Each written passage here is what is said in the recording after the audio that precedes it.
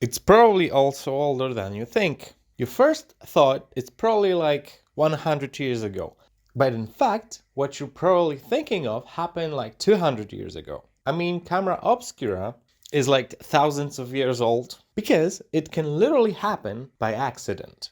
And for example, I don't know if it's true, but apparently they were using camera obscuras to convince Egyptians that Pharaoh was a god. Because you put the Pharaoh on the one side, you put the room with a tiny hole on the other side, and it will show you Pharaoh on the wall in like ghost-like kind of look, I guess. So that must have been pretty convincing thousands of years ago. It was even described by Aristotle in 4th century BC. But that is a projection, not a photo. So it's not being recorded. And with what can we record anything? Well, first discoveries were made by Angelo Sala, whom in 17th century discovered that silver nitrate will turn black when exposed to sunlight. 100 years later, in 1770, Heinrich Schulze made sunprints of words by using stencils. He was using a mixture of chalk, silver nitrate, and nitric acid, and of course the sunlight. It didn't last that long though. Wait, that didn't came out right. Anyways, our next figure is quite important, although I don't know why I never seen her mentioned when talking about photography. And why, you fucking misogynistic pigs? Elizabeth Flume tried to find a method of coloring clothes, but she had discovered photoreduction and invented catalysis. She had experimented with reduction of metallic salts in different states like dry, wet, and even in alcohol solutions. She was also experimenting with different metallic salts like gold, silver, platinum, mercury, copper, and tin. And if that doesn't explain shit, wait until I'll get into more photo techniques, because this is like, if you know photo techniques, you know this shit is important. She also invented a number of chemical reactions by which metal salts can be reduced into pure metal. It's more or less how the film works. It's just reduction from one type of silver to the other type of silver. That's how you get film image.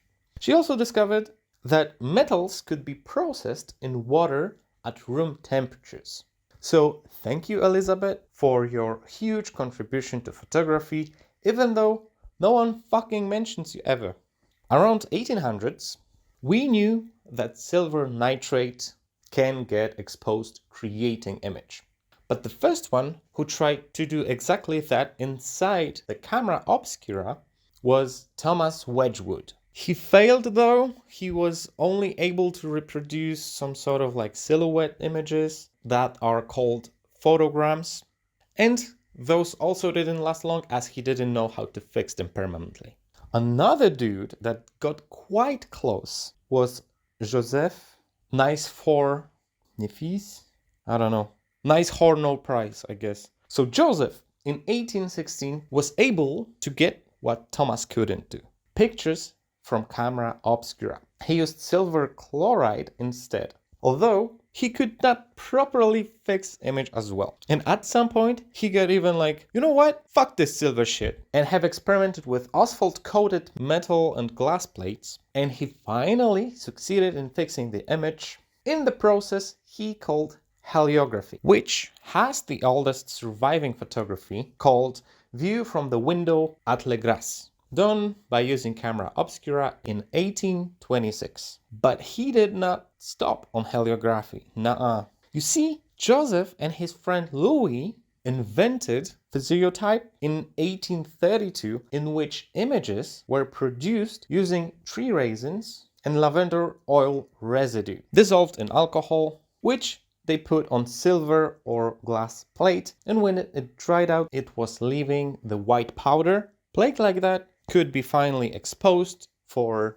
around 8 hours in camera obscura, which was quite fast to estimated 3 or more days for heliography. Same year, Hercules Florence has begun working on permanent fix on his camera obscura images, which he named Fotografia, which is the first time someone used this term, and it happened at least 4 years before the English term photography was coined. But no one gave a shit about his inventions because he was living far off from Europe in some Brazil jungle. Therefore, he got no recognition as one of the inventors of photography. And for him, I could come to Brazil even though I'm not a musician. In early 1830s, Henry Fox Talbot produced two-step negative-positive procedure, which is how most non-digital photo techniques work. He had some argument with Daguerre about his patents, but it turned out these two came up with completely different processes. And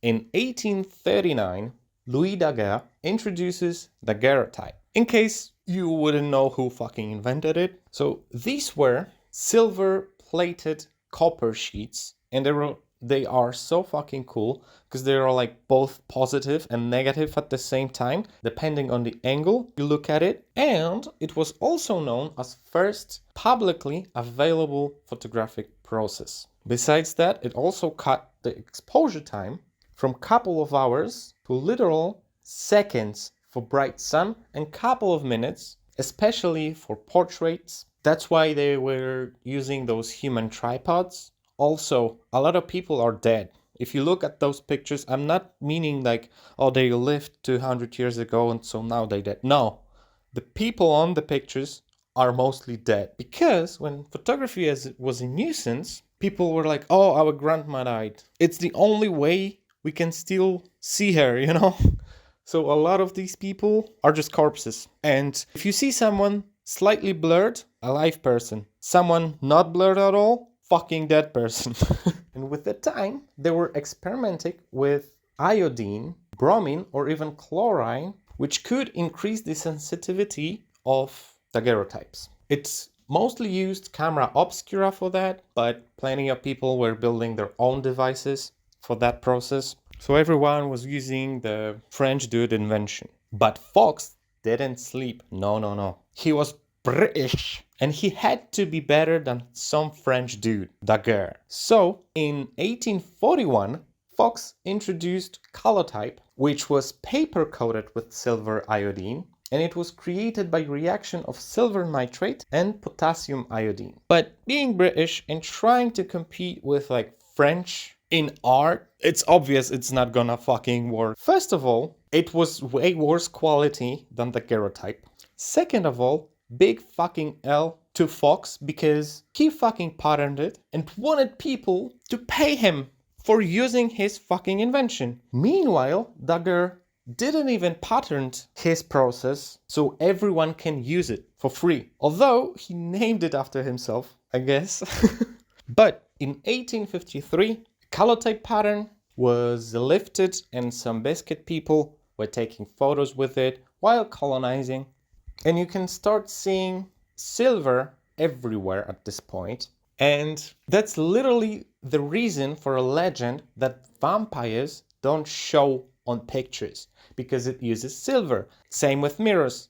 It was just polished silver at that time. So the vampire, naturally, it couldn't reflect itself. It could fucking die when touched. So, yeah. Now you know why vampires don't show up on pictures. Which doesn't make sense right now, because we don't use silver in digital processes. So, I don't know. But in the meantime, in 1839, salt print was also invented, which, as the name suggests, used regular table salt, mixed with some silver nitrate, of course. And you can take picture of your ex with this technique because the bitch is salty. Still in 1839, breakthrough, which at this point, I believe half of them were fucking accidental. So this guy, Mungo Ponton, discovered that dichromates are light sensitive, which led to invention of gum biochrome, which was basically like a printing technique. You expose it normally with negative and shit. But gum printing, however, in general, does not use silver in most processes available.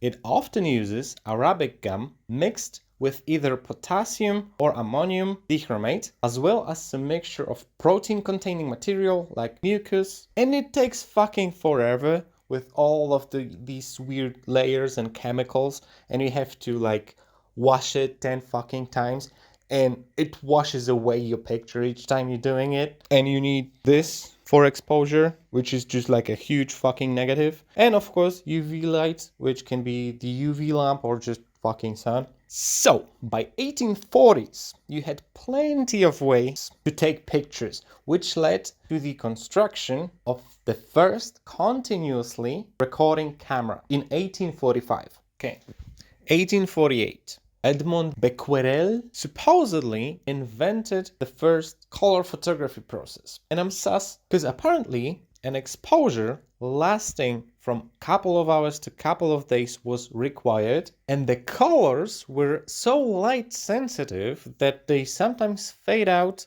right before the viewer's eyes while being examined, which sounds like bullshit to me, Edmond. 1847, albumen print was introduced, another photographic paper print, and it used emulsion of egg white and salt, dripped in silver, of course. But I think it's funny how dude used breakfast to do prints. In 1851, we had another great technique introduced by Frederick Scott Archer called collodion process, aka wet plate, as it's usually used in its liquid form, although dry collodion is also a thing. And it usually uses glass plates, and the sensitive part uses silver nitrate reacting with the halide salt emulsion, and it can be washed, so there's a delete button on it, and the quality is basically infinite. Like, look at this.